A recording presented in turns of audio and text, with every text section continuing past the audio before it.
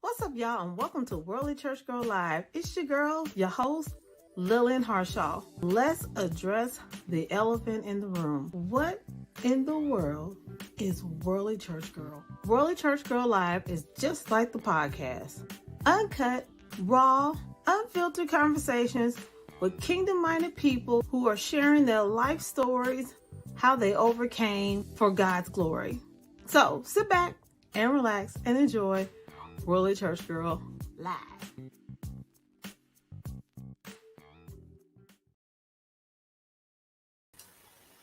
What's up, y'all? Happy Tuesday and welcome to Worldly Church Girl Live. It's your girl, your host, Lillian Harshaw. You know what? I almost thought it was Friday again. I'm so used to doing these on Friday that I keep wanting to say, it's Friday, y'all. But no, it is Tuesday, and I'm so glad to be here and so glad to see all of you. I hope you are all having a good week so far. And I hope you all staying safe and blessed. And we got a great show for y'all today. And my computer lagged a little bit. That's different. All right, devil's a lie. But anyway, that's neither here nor there. We're going to keep rolling. I'm really glad for today's guest. He actually been on my podcast before. And one of the things that he said to me really has stuck with me. And he probably doesn't even remember it. Actually, two things. One, he remembers because I just talked to him about it. The second one, he probably does not.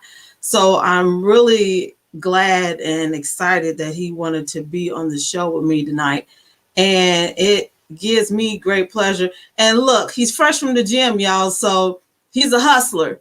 So I can't even thank him enough for squeezing me in tonight. So it gives me honor to introduce to y'all the one and only Eddie Thomason. How you doing, sir? What up? What up? How you guys doing? I'm so excited to be here, Leland. It's going to be an incredible show. I had a lot of fun on the podcast. So now that we're live, we can't cut nothing out, bro. So everybody going to get it straight how it comes. So I'm excited. Okay. I mean, you were just like the bomb, and I'm just so glad that you were here. Like I said, I already shared with you about how me and you first talked about how I told you I wasn't going to do this as far as doing live shows because I have anxieties about being in front of the camera. Ain't going to do it. Wasn't going to do it. Ain't nobody going to make me do it. And you was like, I don't know why you fighting it because it's going to happen. I was like, whatever. Right. It's a matter of following God's will, right? So like sometimes there's those things that we don't want to do that we just keep on getting pressed. And it's like, no, you gonna do it. And you're like, nah, I ain't gonna do it. And it's like, no, bro, you gonna do it. And you're like, all right, well, I guess I should do it. I don't want to do it. It was one of those. I don't want to do it. Right. Do it for the vine. I ain't gonna do it. Lord knows I was kicking and screaming, but hey, but you know what? God's will is done. So here I be. Amen. And here I am with you. I'm excited. Now, yeah, like I said, we had such a good time on the podcast. So I'm excited, super excited, because you've done a lot since the last time we talked. And a little bit. Okay. No, you've done a lot, and I'm so proud of you. I've been following you since then, and and I've been enjoying watching your journey. And I'm really proud of you. I appreciate that. Yeah, it's again following God's will, man. Just kind of we set goals and things, and you pray about it, but obviously prayers don't come true unless you take action yourself, right? You got to walk out in that faith. So it's just in me following that calling that I feel as though God put on my heart, and just taking action, man. Massive action. Not knowing what the heck is actually going to be the result, but knowing that God is my God of abundance. So I know it's all going to come because He has access to everything. Come on now. He's original Wi-Fi internet service. Amen. Amen. Now, just for those who don't know your story like I do, I want everyone to get to know you like I do. Because you kind of have almost like a rags to riches story. if you Yep. will, to be honest, naturally and spiritually so. Mm-hmm. So I want people to get a feel for you. So I want people to start off telling people about your childhood. Yeah, absolutely. So, man, all right, I'm gonna go way back because I think I said this before, but I can't give people content without context. You got to know where I come from to know that even if I start yelling in this show, I'm not yelling at you. I'm just passionate, okay? But He's I was emotionals. exactly. But I was born and raised in Baltimore, Maryland. I grew up in very, very humble beginnings. My dad left when I was about 8 or 9 years old, and it forced my mom to take care of me and my brother on a $13,000 a year disability income. And so when you think about that, we was broke. When you talk about being broke, we was broke, right? And so much so that, I remember a time in my life where we didn't have any running hot water in my house. And it was a time when my mom would literally fill up these huge pots of water and she, boil these hot pots of water, and then she'll put a little bit into a basin and then mix some cold water in it and put a cup inside of it and send me upstairs and like, this is what you bathe with, right? Because that's just the kind of lifestyle and where we were at the time. And to be honest, I say that because I don't want you guys to feel sympathy for me, because I don't need sympathy. But I want you guys to realize the humble beginnings that I came from, because some people that may be watching this either experienced the same thing or something similar, and you need to know that somebody else has come out on the other side victorious, right? I'm a firm believer in you can't share a testimony without first being tested. And I think my entire life was a part of a test, right? To get to this point where I can actually share with you guys and feel comfortable that I've created victory over these situations and not just let it, allow me to knock me out of life, right? But yeah, I was born. That's kind of like my background, where it kind of came from. I had this mindset in my head where a lot of people, I think, if you're in a low income neighborhood, and honest, just to be honest, if you're Black, I think you most likely think you got three ways to be successful. You either sell drugs, you're some type of professional athlete, or you're some type of professional entertainer, a rapper, a dancer, a singer, or something like that, right? I knew I didn't want to sell drugs. I was never a thug, never claimed I was. And then I can hold a tune, but I'm definitely not a singer by any way, shape, or form. So my thing was football. I was like, I'm gonna go and pursue this career playing football. I wanted that to be my ticket, right? My way out. And I pursued that to the fullest, man. I felt as though I wanted to use that as my crutch to really pay back all the stuff that my mom did for me, all the sacrifices and things that she made.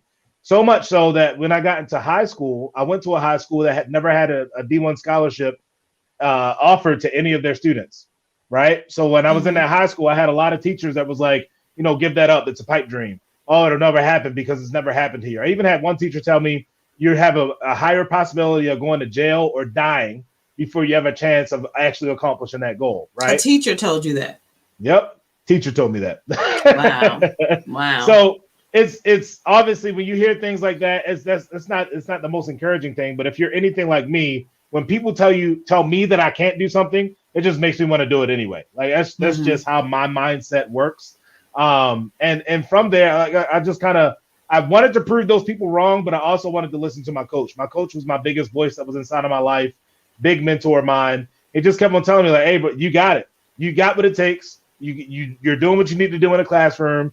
You got the size. Just keep on working hard. Keep working hard. Keep working hard. Long story short, I became the first male or the first student in high school's history ever to earn a D1 scholarship. And then flash forward 4 years later, right? I was the first guy or male in my family to ever earn a degree from college. I was the first male in my family to graduate high school, first of all. And then I was the first male in my family to ever graduate college. So then when you put those things together, we talked about this on the podcast, but my entire mentality is breaking generational curses, right? It doesn't matter the situation you was born into. It doesn't matter the environment you grew up in, the parents that you have. You can choose to make the best out of your life as long as you continue to make small positive decisions that can compound over time. It's not one decision that changes everything. It's those small, seemingly insignificant decisions that you have to make on a positive note every single day that's going to get you to where you wanted to go. And that's what I believe, man. It's all about creating those generational curse breakers who, no matter where their parents came from and what background they have, they can still go out and create success, and they're not going to let that dictate whether or not they're going to fail at life or succeed at it. Now, how much pressure did you feel being the front runner for your family like that, being the first? You know, it's funny that you asked that, because I felt like my wife, we kind of had a similar conversation in that. She asked me a similar question, and I never felt pressure. I'm being 100% honest with you. And I say that because, and I'm gonna say this next statement, and it's not because my family did not believe in me, but I think the standard in my family and the expectations were so low that I didn't have any pressure of like, you have to be the one. Does that make sense? Like, nobody ever made me feel like, oh, you're it. You're the one that's gonna do this everything. For all of us. Yeah, exactly. Yeah. It was more so like I took that burden upon myself. So like, even still to this day, there's nobody that can expect more of me than I expect of myself. There's nobody harder on me than I am on myself, right? So I never felt as though there was like this weight that was on my shoulders, like you have to succeed or you have to do this. I just kind of accepted that burden of, listen, I know what I don't want, right? And everybody around me in my life right now, they have what I don't want. Living paycheck to paycheck, getting, and this is not a bad thing, because a lot of incredible people, I never think that life is a bad thing. But you look at a lot of people who have kids way before they were meant to have kids. That was a trend in my family, right? Having kids entirely too early, dropping out of school, all these things. So see all those different pieces, and it was like, all right, I started connecting dots at a young age. I was like, well, I could drop out of school and I can live paycheck to paycheck. I can get multiple people pregnant and be paying child support for my entire life. I can do these things because this is what was happening around me, or I can decide to do the opposite of what I'm seeing around me, so I can create different results. Does that make sense? So like, I never necessarily felt the pressure of like, oh, you're it, you're the one. But I put that expectation on myself of, if this is what I see around me, and this is not what I want my life to look like when I'm 20, 25, 26 years old, 30 years old, whatever it is, right? Then I knew I had to start making decisions that were not consistent with what everybody else around me made. I had to do what they didn't do in order for me to get to where they weren't at in life. Does that make sense? Makes perfect sense. Makes absolute perfect sense. And now I want to share with you a comment you said to me in the podcast that's kind of going to tie into this. Right. You said that something you share with a lot of your students when you make your motivational speech. Anything that you say in your life always ended with, and that's the way I want it to be. Yep. When I tell you, I share that with so many people, and the brain matter that I see fly out of their heads after I say that to them. And it's like, you have no idea the impact that has made. And I catch myself sometimes. I'll say something and I'll be like, wait a minute, what did he say? And that's the way I want it to be. No. And I switch it. And I'm like, okay. And that is so strong. That is so impactful. I mean, and it goes with everything. I mean, even the minuteness of thing, if that's a word, but it's going to be a word today. I mean, you know, I'm going to be, I'm just fat, and that's the way I want it to be. No, it's not. You know, this is just the worst day ever, and that's the way I want it to be. I mean, it goes with everything.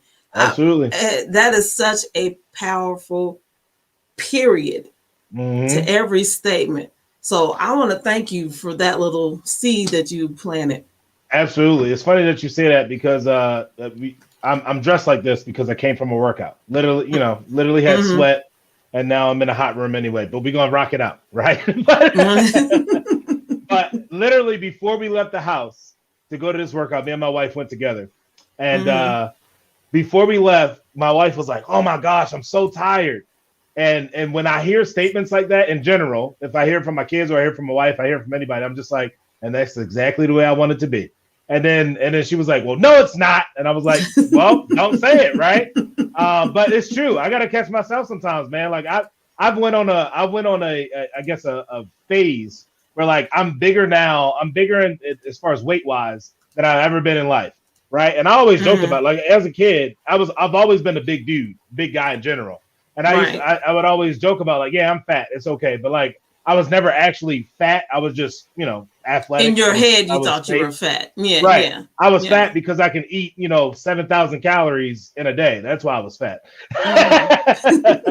So like I had to start checking myself, right? Because like again, you say that for so long, and then obviously now I'm not an active athlete anymore. I don't play football as hard as I did way back when. So if you keep on saying that, your words has a huge impact on what you actually manifest in your life.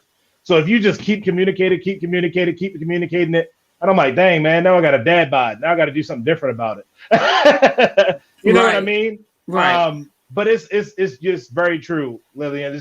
What you say has catastrophic effects on whether or not you succeed at what you actually are pursuing or you don't, right? Yes. Like if people are saying, like, say for right now, we're unprecedented times, right? We're coming out of a pandemic. It's crazy things that's happening in the world still in general. And the fact that like, I don't know if this is similar for where you're at, but in our area, there are people like begging people to come back to work. Like we need people back at work, but because people are still able to be on unemployment and things like that, people are deciding not to go back. Everybody got comfortable. Exactly. Right. Yeah. But like, think about people who are getting back into the workforce and maybe they're, you're thinking to yourself, but like, I ain't going to get this job.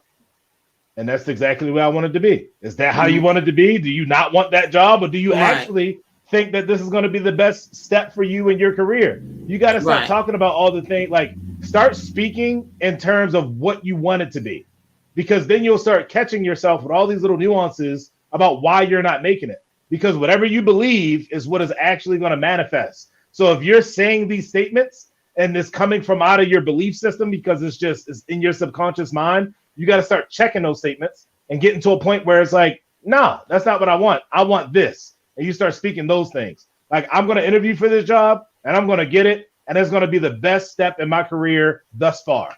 Right. And that's the way I want it to be. Amen. It works both ways. Exactly. That is awesome. Yeah. So like I said, I want to thank you for that little seed, because matter of fact, I called myself last night, but like, oh God, because I just felt so bad, and I'm like, I just can't take this anymore, and my stomach and da da da da da, and I was like, no, I'm taking it all back. And I flipped it. I was like, I'm not going to think negatively. But, I ain't going to lie. I still have my moments. Of course, we all do. I ain't going to act like I just run around all this positivity all the time. But of course, I'll say good 80. At least I try. I try. Absolutely. I tell people all the time, like, we're still human, right? Like, nobody's perfect. It's only one perfect person that ever walked the earth, right? Right. So, like, we're all going to make mistakes, but it's just a matter of how quickly can you correct yourself? How quickly can you identify that you made the mistake, and then instead of wallowing in it and taking that one bad mistake and turn it into two, and then like I usually tell this in a matter of days, right? So like you can have a bad day. Everybody can have a bad day. We're human. It happens. But don't let that bad day turn into a bad week. Because if you have a bad week, it'll turn into a bad month. If you have a bad month, you're going to have a bad year. If you have a bad year, you're going to have a bad decade. You have a bad decade, you're going to have a bad life, right? That's right. Like, that's how it all compounds. But if you have a bad day, you got to say, like, when you wake up tomorrow, it's a new day. Boom. I'm going to make decisions different today than what I made yesterday in order to get me in the right direction of where I want to go. Because in the end, that's all. I mean, we talk about this all the time, right? But success is not complicated. It's just a series of small positive decisions compounded over time. We're going to have bad days. But don't let your bad days take you completely off this path that you want to be on to create whatever it is in your life that you want to create. Right. You're not going to always get a yes. I mean, and you're not going to always get a no. So just keep going. Just keep striving. Exactly. Just keep pushing. Yep. Yeah. Did I talk to you about like the rocket ship metaphor? Did I ever tell you about that one? No, you did not. I read in a book recently that was it basically talked about when a rocket goes to the moon or a rocket goes into outer space, right? Mm-hmm. Obviously, when you go from point A to point B, the fastest way to get there is always a straight line, right? That's how quickly people want to go from wherever they are today to whatever their dreams, goals, and everything is that's out here, right? Mm-hmm. However, when a rocket ship leaves, it's not on a straight line trajectory to go straight to the moon. What happens is when a rocket leaves and it goes into the Earth's atmosphere, there's a mechanism that basically, as the rocket tilts too far in one direction, it makes it go back the other way. And then never goes back to 100% on that straight line. It goes in the opposite direction. And then when it hits kind of like a limit test, it corrects itself and goes back the other way. So really what happens is when a rocket leaves the Earth to get to the moon, you're basically swerving like this back and forth. But every single time, it's like, I'm going too far off the path. I got to correct myself. And then you're moving in a positive direction, but you're slightly off course, right? And then you hit you get to another point. You're like, I'm going too far off path. But again, you're still moving in the right direction, but you're slightly off course. And that's exactly how our life works. We never go from like, hey, this is point A, and then I'm just going to shoot myself to point B, and I'm never going to make any mistakes or anything that's in between. I'm just going to take a straight shot. It's going to happen, right? It's not how life works. It's a series of self-correction. You get a little bit further off. You're moving in the right direction, and maybe you saw this shiny object. Oh, there's another job opportunity out there. But you know what? That's not getting me to the entrepreneur status that I really want to have, right? So I need to correct myself. I need to go back this way. Oh, I got in the right direction, but now I met this person who I thought was going to be like anything and everything for me, but I realized that it's actually a toxic relationship. Oh, I need to correct myself. I need to go back in another direction. And it's a series, right? It's a series of correcting yourself to get to where you actually want to go. But as long as you're moving forward, and when you make mistakes, you're quickly able to adjust and put yourself back on the right path, and you'll get to where you want to go much faster than the people that just go around in circles over and over and over again doing the same dumb stuff. Okay. That is it's a great example. Because I think we all guilty of that squirrel mentality. Hey, I call myself a serial startup entrepreneur or whatever. Like I'll see an idea and I'm like, oh, that'd be great. I could do that. And I start it. And it's like, all right, now I need to pass it off to somebody else to finish it because like I just wanted to start it because I thought it'd be like, oh, it makes perfect sense to me. I think that looks great. But at the same time, I think my growth that's happened from the last time we had a conversation to now is that I've started something like, say, I started a woodworking business. I don't know if you knew this, but I started a woodworking business, right? And I was like, you know what? Instead of just being like, oh, I'm gonna start this business and whatever else happens. It really started because we were looking to buy a house. So I needed extra income. I was just like, whatever I can do to bring an extra income, I'm going to do it. And the woodworking business started from that. But then again, like I started doing it. I was like, all right, this is great. I'm going to rock with him. I'm going to do this thing. And then I saw something else and I was like, oh, well, man, maybe if I start selling pallets or if I start doing this or if I start doing this. And I started kind of getting out of my wheelhouse of just creating quality cutting boards, furniture, like dining tables, coffee tables, things like that. And then from there, I was like, you know what? I can't let all these other distractions get in the way. Like stick to this core group of things. This is not because this is what I know, but it's just for the fact of having some consistency and knowing what is going on materials wise and everything else. And then once I scale that to a point where somebody else can come and do those things, then maybe I'll start looking at everything else. Right. But I have to focus on one thing first. Right. So I can create the success in it. I think it was a podcast. Yeah, I was listening to a podcast. I think his name is Manny Winston. He's down in like Richmond, Virginia area, another successful young Black entrepreneur. And he talked about the acronym for FOCUS, which stands for follow one course until successful. Like that's the acronym for FOCUS. So instead of allowing all of this stuff to get in your way, right, you got to focus on that one thing. Like if you did this one thing right, all these other things will probably come from it, but you just got to do this one thing right in order for everything else to follow suit. Right. That's funny because I was actually watching she's a social media strategist, and she's pretty much talking about how when you are trying to build up your platform, the biggest mistake people make is trying to be on so many social media platforms at the same time. Yep. And they spread themselves so thin that no one really knows where to find them. And that you need to really just focus on a long-term one and a short-term one, meaning like how like this is, kind of considered like a long-term one. And like a short-term one would be like Instagram or something like that. Or Facebook, just basic stories on Facebook. But that's basically the same thing. Focus on one particular craft at a time. Get that mastered. Now go here. Get that mastered. Because you can branch off that mastery once you get it mastered. And actually that branch will produce leaves and berries, which will be your core group, which will bring in more cash flow. But you know what? That's I'm just saying. That's right. It's all it's all about what you know, right? Like it's funny how I think something I encourage people to understand is you don't know what you don't know. So therefore you need to expose yourself and put yourself in environments where you can learn. Honestly, you can put your ego down and learn. Like you think about apps like Clubhouse, right? I have not spent a whole bunch of time on Clubhouse. I'm be honest. I probably could use it more, but at the same time, I got so much. I'm on there, but I'm not active. Put it that way. Like I haven't logged into the app probably since you joined.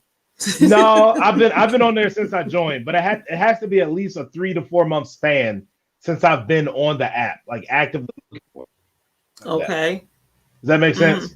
Yeah. So like, but the app itself, you think about all the different content creators and some of the different thought leaders who are providing information for you to learn, right? And not going into a room and having your guards up like, oh, like say if you were trying to learn about social media content or how to grow your business via social media. And like now you got these preconceived notions in your head of what that looks like. And then you jump into like, I don't know, say Billy Jean's Clubhouse, right? I don't know if you know about Billy Jean. I'm a part of his Genius Advantage. He talks all about like how you create ads and things like that. He's incredible. But say you jump into his Clubhouse and you're trying to listen to him talk about some of his strategies and things like that. And it's a little outside the box from what you may have known or may have listened to or whatever else. But I encourage people to realize is if somebody else has results and they're better than your results, submit your ego and figure out what the heck they're doing.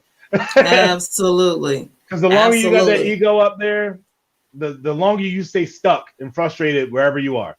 Absolutely. If they're making it for a reason. Exactly. So yeah, I agree. That was the reason why I've been watching this young lady because she started as just a regular YouTuber and now she's a strategist. So it's like, nice. Why wouldn't I follow her and figure out what she's doing and not steal but borrow her her knowledge. I mean, well, we're not stealing or borrowing. We're implementing. That's what we're doing. Yes, yeah, I will take that. We are implementing knowledge. Yes, speaking of podcasts, you have one as well.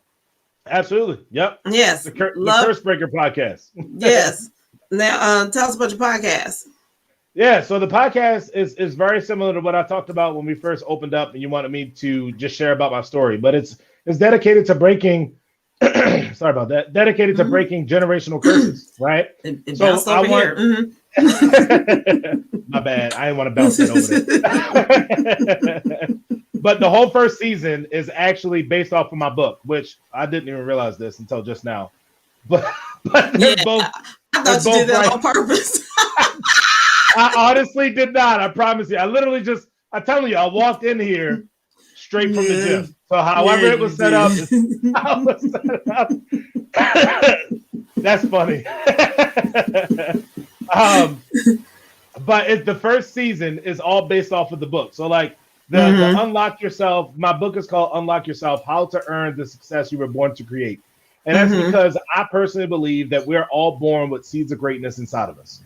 But it's up to each and every one of us to plant ourselves in environments and inside of organizations, inside of the right association of people, our support systems that will allow us to grow, right? Like that's up to us.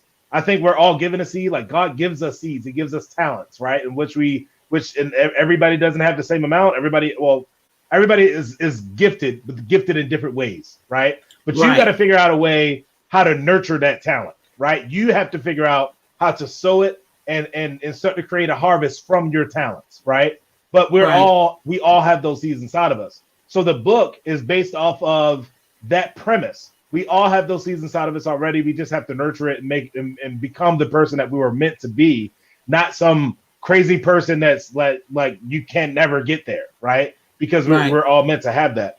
But the entire first season goes through and breaks down that entire formula. So the Unlock Yourself has an acronym inside of it called Unlock You, and it goes through each session or each step to get you to a point in life where you can start to create that life that you really want to have, that success that you're meant to have. And the podcast is based off of that. Now we're getting into season 2. I actually got some good conversations that's going to be coming up actually tomorrow with a company who's looking to basically sponsor the show or try to figure out how we're going to work it together for their young entrepreneurs that they have inside of their it's like a startup program throughout the high schools here in New York State. And the season 2 and forever on is going to be all about bringing on guests who have broken generational curses, who have broken, let's get that word right, who have broken generational curses. And now it's basically sharing their perspective, right? Because here's what I know. Everybody does not connect to my story. Obviously, I have a story to tell, and we all have stories to tell. But the person, like maybe there's somebody who has not necessarily dealt what I dealt with, and like, oh, that's great for him, right? But because there's nothing that they are going through that I went through, it's no sense of transformation. There's no transition. There's no reason for them to feel like I'm inspired. I can do that too, right? But if I bring on other guests who have overcome all kinds of different things, right? From childhood, adulthood, and like going in to create the life and the businesses and the successful endeavors and things that they currently have, then now we can reach a larger audience, right? Different people who have come from different backgrounds, and they can listen to the Curse Breaker podcast and just zone into the fact like I am a curse breaker. No matter if I had a dad that was strung out on dope and was abusive in the home, no matter if I had, I don't know, a family full of doctors that put so much pressure on me, and now we got like everybody that their kids are not necessarily successful because of all that pressure that came downwards, right? Like all of those things are curses, right? The same thing with infidelity. Like I came from a background with my family. It seems like there was a lot of infidelity that happened inside of those in the marriages, right? Whereas though today, I'm not cheating on my wife. My wife ain't cheating on me. You see what I'm saying? Like all those things are like you have to identify what has like kind of plagued, right? Kind of back generation has kind of like plagued your family. And until you see somebody who have grown up in those environments, they've seen the trend inside of their families, and yet they still overcome it, and they're an example that changes their family trajectory forever. Like those are the people that are going to be on the show, sharing their backgrounds, sharing their stories to help other people who are honestly just lost. They have no idea or no belief that they can overcome it because they don't know anybody who has, right? They don't see any representation like them. Exactly. And you're going to bring that representation. That's what's up. That's what's up. So when's the new season start? That's a great question. We're trying to have something set aside for the start of the new school year, because everything is kind of going inside with, a lot of work that I do is with high school students as well as college age students, right? So we trying to put something in alignment with when school starts so that people can start to put on these podcasts and things when they're driving to school for orientations and while they're at school and things from that perspective. So that's what we have as a soft date on our head, but it's a lot of planning and organizing that has to go on in the background before we release any official dates. Okay. All right. So I want to let me know when. Yep. I've already subscribed to your channel, so I'll probably find out anyway. But but still, let me know when. Absolutely. Now, as far as your book is concerned, Unlock Yourself, you actually have a journal that goes along with it. Yes, there's a workbook. I give it for free. So when you get the book, it's a link that's inside the book that calls you to just go and put like basically go download the free workbook. It's a PDF version, and you can either fill it out online, like while you're actually sitting in front of a computer, you can type your answers into that sheet, or you can print it off like me. Like there's this, I don't know why people can't really explain it, but there's test upon test upon test and study upon study. When you print something out and you start writing your answers down in pencil and paper compared to a digital screen, you just retain so much more, right? I agree. And that's the primary reason why I wrote the book, because there's a whole chapter dedicated to this. But there's this premise or this idea that people think knowledge is power. And we've heard it millions of times. Knowledge is power, knowledge is power, knowledge and power. But I always thought that there's a word missing from that phrase, and that's applied. Applied knowledge is power, right?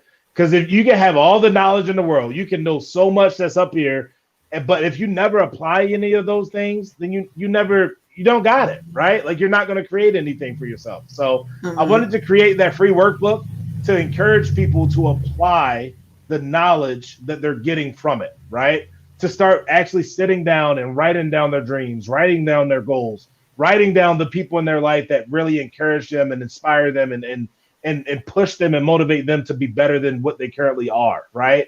So then that way you can always refer back to it. There's some type of weird connection that happens when you write these things down on paper, and then it basically feeds into your subconscious, and it makes your subconscious look for more people just like that, so that in that way you can really start to surround yourself with the right network of people in the right core group, so you can really take advantage of everything that you have to offer inside of this world. Yeah. It makes you hold yourself accountable. Yes. Yeah. Like I remember you saying that too. That was another seed that you threw on me. Now,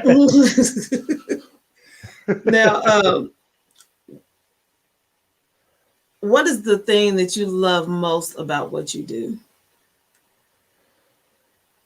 Man, that's a loaded question, because I feel like I do so much now. It's not just speaking anymore. The favorite thing about what I do. That's the question, right? Yes.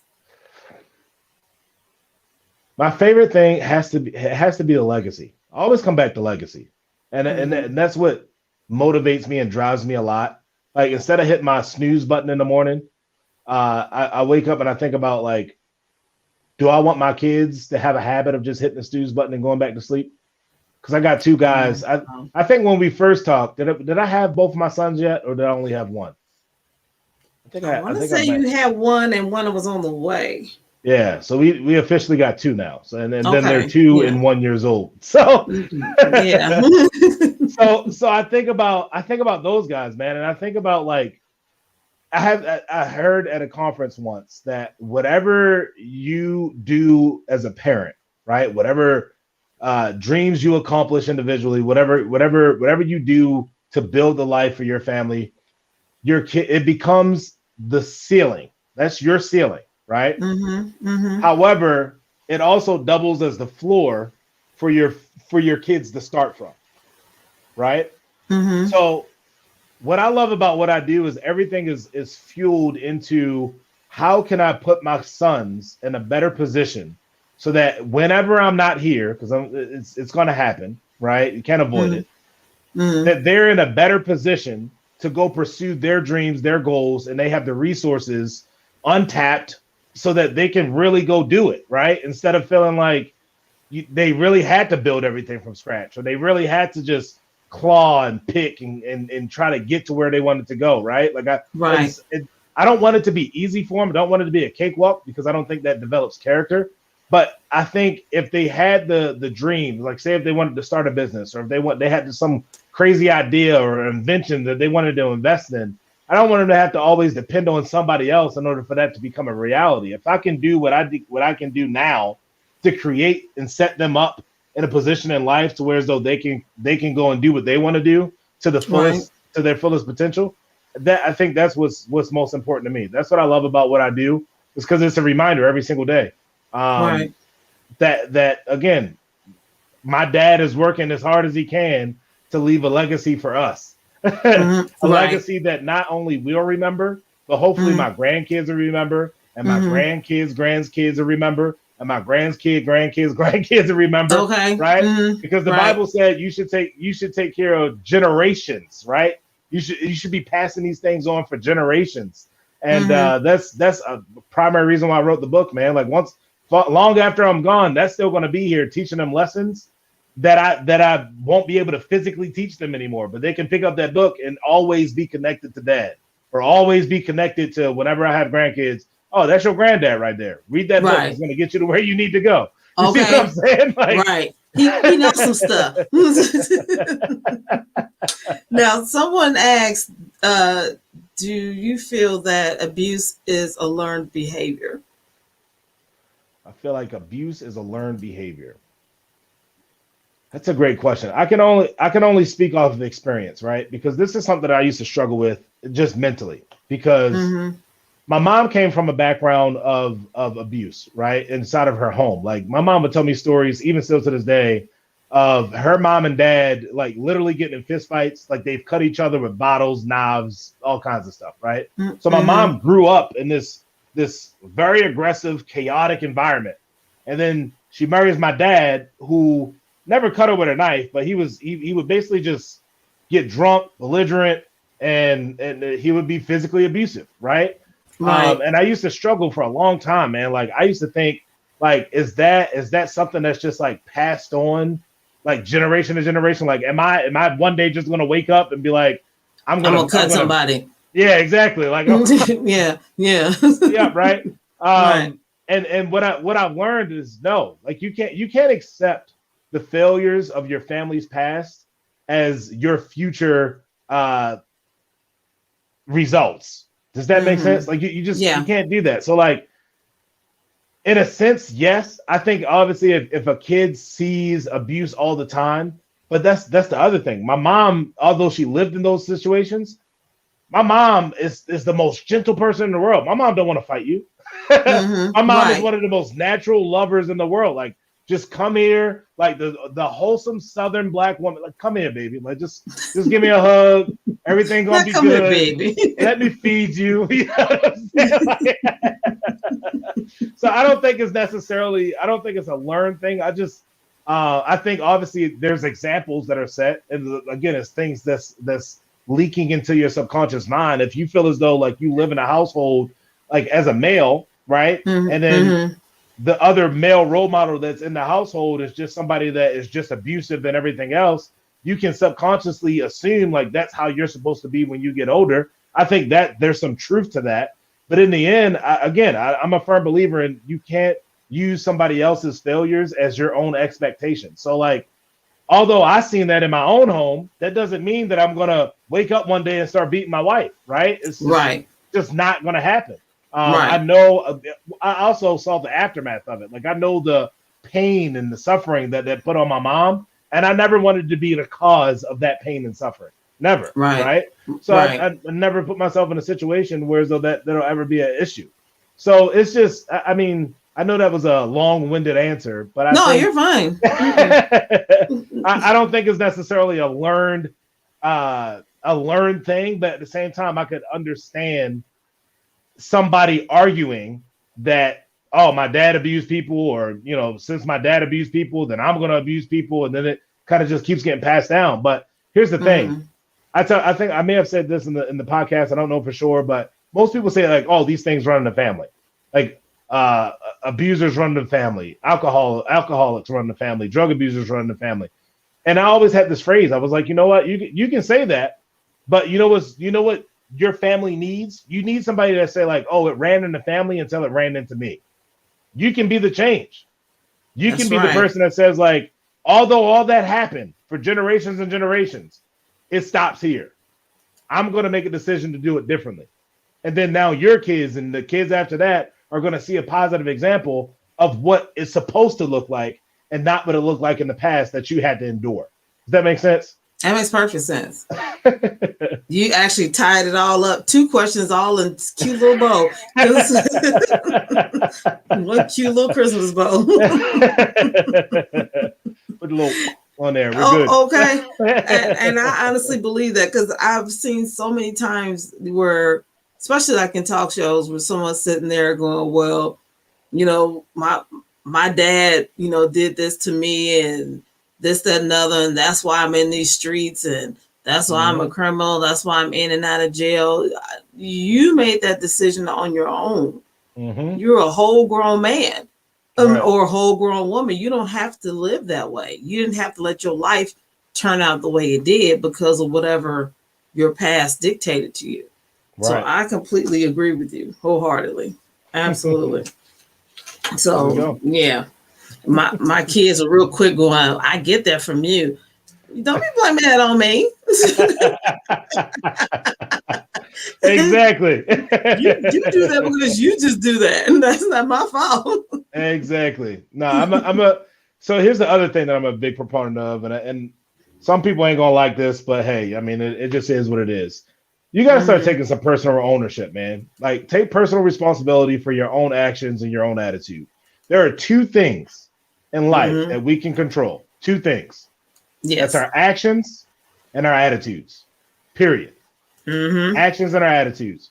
So even like the person who you become is not necessarily based on your circumstances. It's who you become, how you react to those circumstances. That's going to create the person that you want to be. Right? You can allow circumstances to take you out, and you can blame other people for it. Point the finger and be like, "Oh, it's because of you. It's because of that." I encourage people every time you want to point a finger, I want you to sit down and think to yourself, is there anything I could have done differently that probably would have basically changed that outcome? Yeah, exactly. Influence the situation to change the outcome. Because I'm just personally, I'm getting very fatigued. Let's put it that way. Very fatigued of people who come to me, or maybe they're just venting on social media. They're like, "Oh my gosh, I can't believe that because this person did this. Now my life is like this, and this is why I've never even been able to do this, and blah, blah, blah, blah, blah." And it's like that. I mean, like, I understand you have a situation. Everybody has a situation, but you could have chose to do some things differently that would have put you in a completely different spot in life. Okay. Like, I'm listen, you darn near want to just, it's your fault. Exactly. Especially if you stayed in it. If you stayed in that slop, this is your fault. Yes. Now, it's one thing if it happened and you got out of it and you're like, "I can't believe this happened." And then like, "You know what? I'm sorry, homie, that happened to you. You know, this sucks." But if it just keep happening and keep happening in that same situation, right? Listen, this is all you now. Exactly. You deserve every piece. You deserve every piece of this. Right. Exactly. Lord, forgive me if that's wrong, but oh man, I mean, like, my Lord, you can't. That's the definition of insanity, though, right? Like, if people keep on making the same decision over and over and over again, and they expect a different result because it's with a different person, or it's in a new state, or it's in a new job, but you just keep on doing the same old stuff all over again, and you keep on getting this result of fired or heartbreak or eviction. It's not the state, it's not the company, it's not the relationship, it's you, right? Like the common denominator. Exactly. You have to start making changes, right? But I think that's the beauty of the life that we have, right? That's the beauty of how God made us, giving us grace and understanding that, hey, we ain't the brightest bulbs in the box, right? We all make mistakes. And God is like, "Hey, listen, every single day you can start all over again." And that's like, again, you start making decisions, you can be at rock bottom, right? But if you slowly start making positive decisions, then it's going to compound into something better than where you are, right? Like, even like sometimes I go on a small bit of a tangent, but you think about a simple decision of maybe somebody who wants to get in better shape, right? And you got like, it's a series of choices. It's like, okay, if I want to get in better shape, do I eat this bag of chips, right? Or I don't know, like, do I buy a new TV? And you might think like, oh, these two things have no actual correlation, but like, maybe the person that bought a brand new TV, it was like, you know what? I'm just gonna come home and watch probably an additional hour and a half of TV every single day. And then the guy that was like, you know what? I'm not gonna eat this bag of chips, right? He decided against the chips, and that was the only thing he cut out of his diet. Of all the things, even the sodas, the steaks, everything else, he was just like, I'm stop eating chips, right? Right. And then the next thing you know, it's like, all right, that person that bought the TV, a week later, it's like, all right, I went from watching an hour and a half of TV to now I'm watching, I don't know, 3 hours of TV, right? Because I got this brand new 75-inch screen. I made this investment. I'm a use this investment. I'm gonna utilize this TV. Exactly, right? Whereas now the other person was like, you know what? I stopped eating chips, and I saw a little bit of progress over this last week, right? I lost 2 pounds. I lost 2 pounds, right? But now because of that, he lost 2 pounds. He's like, all right, well, what else can I cut out? Maybe I can cut out my soda intake. I'm not drinking Mountain Dews no more, right?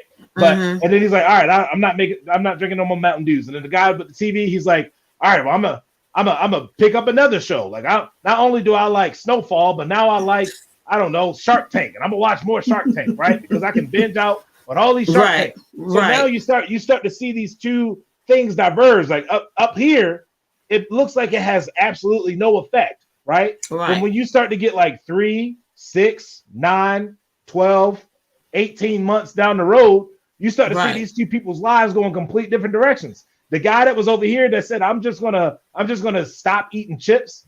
Now he lost 50 pounds. He inspired his wife because he stuck to what he said he was going to do. It was just a small decision of not eating chips. And then this other guy over here, he now watches 8. Yeah, exactly. He gained 50 pounds. He watching 8 hours of TV. He got marriage problems because sleeping in his bed. He slept on a couch because he was watching too much TV. You see what I'm saying? It's like it all starts in these small, seemingly insignificant decisions.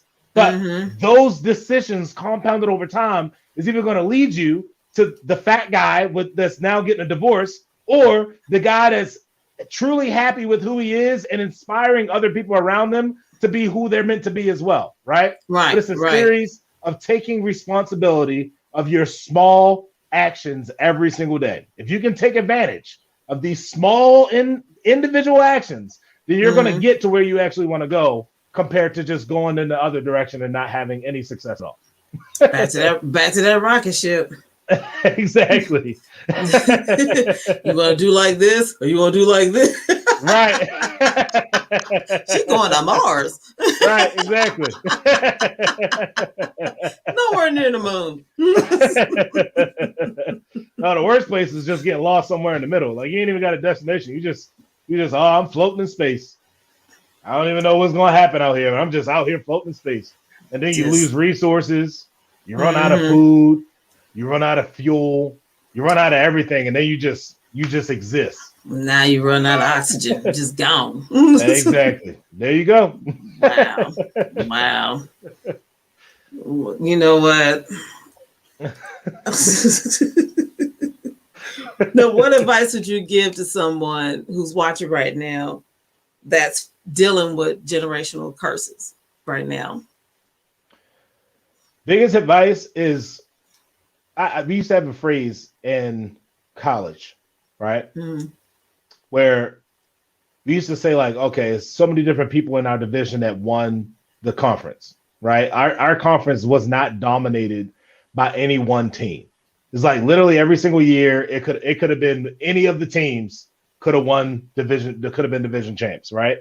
So we adopted this mantra, I guess. We used to say, why not us? If Monmouth can do it, why not us? If Central Connecticut can do it, why not us? Right? And that became like our mantra. Like, if all these other people can do it, why not us? And that's what anybody that's dealing with generational curses, right? You heard some of the things that I had to deal with growing up as a kid. My question to you is, now that you know that you can overcome it, because I have, and I'm no better than you. I'm not giving any additional resources to you. I'm not giving any special talents or anything like that. You have all those things that you need as well. Everything that you need, you already have within your grasp. My question to you is, why not you? Why not you be the difference maker? Why not you be the curse breaker in your family that's saying, you know what? I don't care that my parents were alcoholics. I don't care that I went through foster care. I don't care that all these things happen. Why can't I be the one that makes a change in my family for the better? And then my biggest thing for you, my biggest advice for you is surround yourself with people who are headed in the direction of life of where you want to go. You can't have this statement of why not us, and you have this dream, but say you want to play in the league just like I did. You want to go play in the NFL. Then you can't hang around people who not playing sports, who basically, all they want to do is play Call of Duty and video games or whatever else, right? Like you got to find a group of people who are also committed to that goal, because a rising tide raises all ships, right? You're going to find yourself in that group, and then every time you feel like you want to veer off, that's going to be the people that keep you back on track, because they're going to be like, hey, bro, listen, we going to the league, dog. If you're going to be out there doing that dumb stuff, trying to sling on the corners and all that other stuff, then I don't know if you can be associated with you. You see what I'm saying? So it makes you make that decision in your head consciously now. Like, you know what? You're right. I'm reminded. I gotta go. I'm going to this direction, right? I'm reminded. I see this girl over here. Oh no, bro. I'm gonna bring you on back, dog. I'm bringing you on back so that you can stay focused on what you actually want to accomplish in life. So that's my biggest thing. Why not you? And then surround yourself with the people that set it in the direction that you want to go. All right. Now, how can people find you? You're such a dope brother, but how can people find you? Obviously, you can find me on LinkedIn. I spend a lot of time on LinkedIn. I would say I'm honestly in this stage of my life, just because of where the business is. I spend a lot of time on Instagram, but more on my woodworking page than my speaking page. So for speaking, LinkedIn, for other just everyday life stuff, most likely you want to follow me on Instagram. It works. So, but that's the easiest way to get a hold of me. And here's what I tell people all the time: don't put me on a pedestal. You may have heard me say some things today and everything else, but I'm no better than you. I've just made more positive decisions over time to get me to where I am today. Right? Don't put me on a pedestal and say like, oh, I can't talk to that guy. I'm intimidated, whatever else. He's too deep for me. If I can help, I will help. That's what I'll say. Amen. And very true. Very true. All right. Here are your last two questions. You ready? Yep. Let's do it. Okay. All right.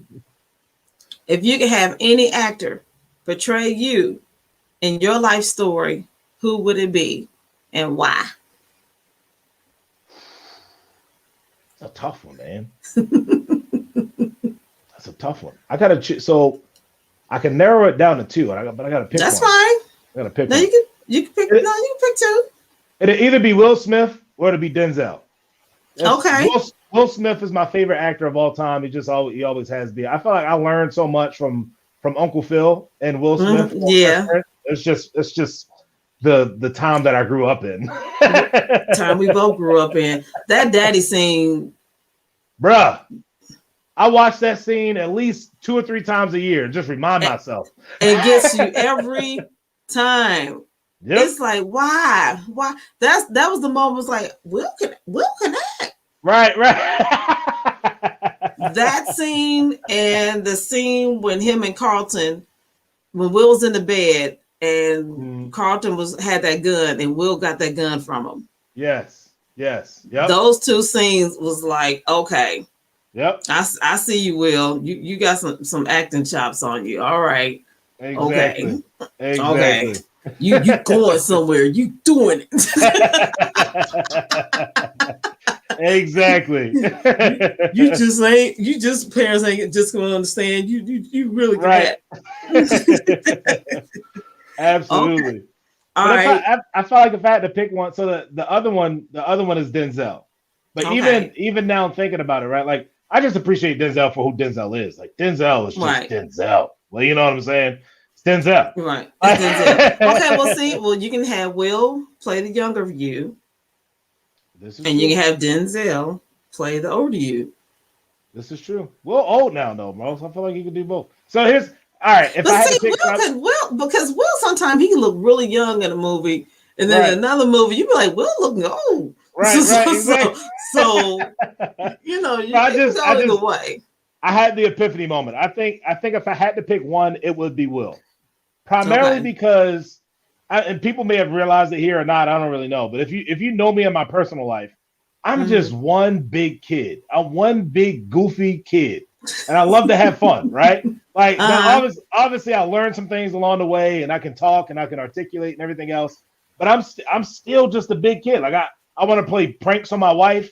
I want to trip my sons. Like it's just small things like that. Like we'll be walking down in the grocery store, and I just want to box out my wife and do a dunk move just because. Like nobody. Obviously, I'm not prompted, right? But like, right. just felt the urge. You ain't by yourself. I would just walk around the house and ramble, just scare my kids, just because, not for my joy, not for nobody else's benefit, but my own. My daughter, before she moved out, I mean, we had this thing like she scared me, I scared her, she scared me. It was a war between me and her, right? And if she didn't hear me, she knew I was somewhere. Right. Ready to scare the crap out of her. And that was the best part because I would be in the closet. I would be hiding behind furniture. Those are good times. That is awesome, man. Yeah, that's exactly what I would say. Like I said, Will will have to play that role because I feel like Will embodies that goofiness. He's just naturally a natural goofy guy. And when he wants to be serious, he is serious. And I feel like that's me. I feel like if Will Smith is my actor spirit animal. Okay. Yeah, I see. And your wife is probably like my husband because I'm randomly watching cartoons. Yep, exactly. She's like, why are you watching this anime? I'm like, this ain't anime. This Dragon Ball Z. and wait a minute. And this one makes me bad. Like if I'm working really late and he goes to bed early because he has to get up early, I need white noise to go to sleep. So my white noise choice is usually like Emoji Movie or Transylvania 3 movie. I need a cartoon in the background to help me go to sleep. It used to be Family Guy, but they don't play Family Guy like on rotation at night anymore. Right. So I go on demand and I put one of those cartoon movies on and I set the timer on TV to turn it off. So I'm with you, big old kid. I don't care if y'all judge me. I'm 49, like watching cartoons. Whatever. Don't care. No judgment here. Okay, last question. Awesome. If you could have any song be your theme song when you walked into a room, what would it be and why? Man. Look, got you spinning in your chair. Yeah, I was about to say, you keep coming with these extra weighted questions. I had a theme song. No, at first you was all deep and extra. And I was just Jeez. That's tough, man. I feel like so many songs. So many songs. I'm gonna have to I'm stealing your question. I'm gonna ask it to my wife as well. As soon as I get out of here. If I had a theme song. When you walked into a room, what would it be and why?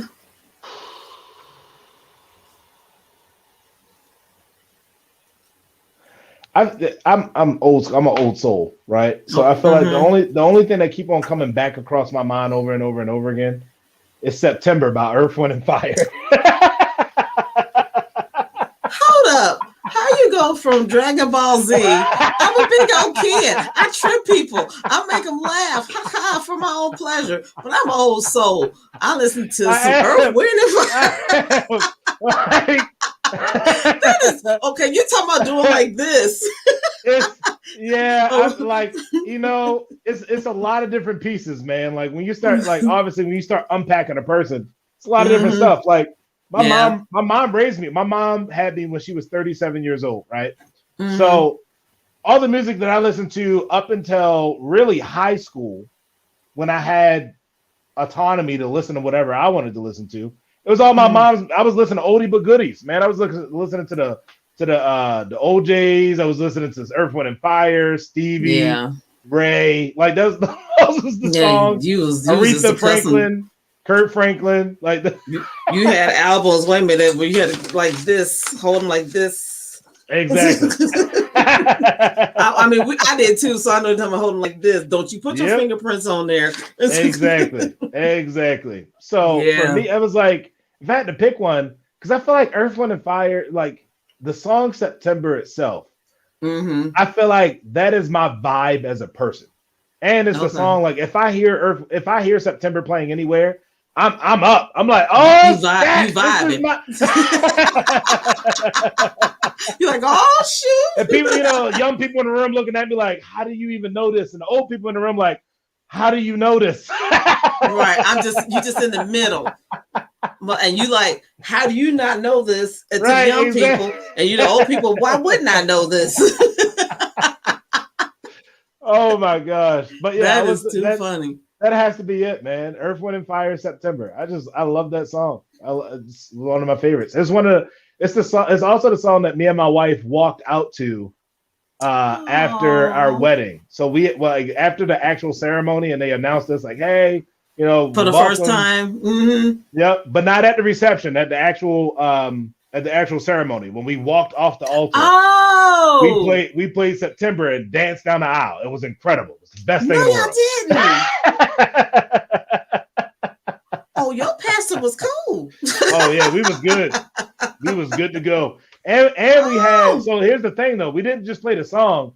We had the track in the background, and a saxophonist was playing the actual riff. word, the rhythm of it. So we were golden. This was incredible. Shut up. Okay. We was live. We was turned. That was a great day. Oh, your wedding party was not ready for y'all. Nope, they was not. Get out of here. We went back and looked at the video, like, you know, because we had to take video. You go back and you watch the video of like everybody that comes out after you and everything else. And I do some of my dance because that's just my guys. But then like you see some of the, you know, like the bridesmaids, and they're like, I don't really know what to do right now. So I'm just gonna duck my head and keep on walking. Let me use this bouquet. But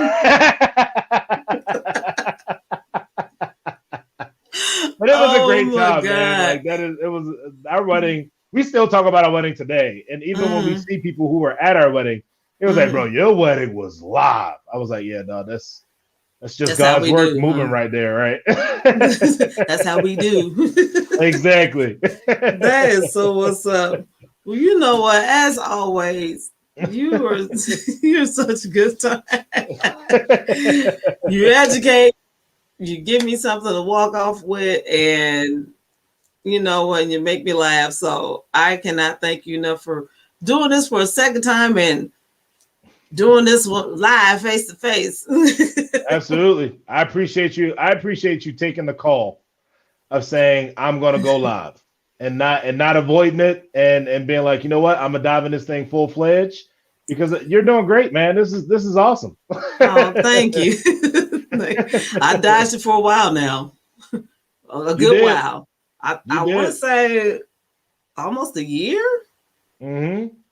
Yeah, almost a good year. I ran a good race.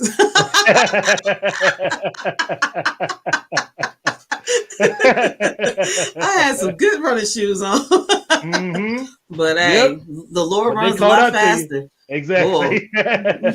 He had more stamina than I did. Right. I got winded. Right. He tripped me like you trip your wife. Come here, where you going?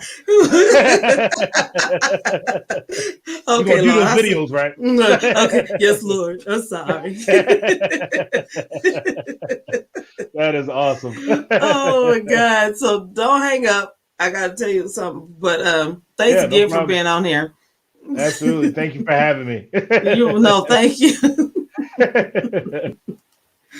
I want to thank all of you for joining me tonight. And I told y'all this was going to be a good show. And I want to thank my guests, and make sure that you go to his website and purchase his book and follow him on his podcast. Make sure you subscribe and follow him, Cursebreaker Podcast. Awesome podcast. Like I said, I subscribed a long time ago, been following his gems, the seeds that he gives, as you can see, is something that you will love and enjoy. And be sure to join me. I will not be airing this Friday. I'm going to take me a little bitty of a break, but I will be back Tuesday, 7 p.m. Eastern time. And as always, thanks for joining. your one and only Worldly Church Girl.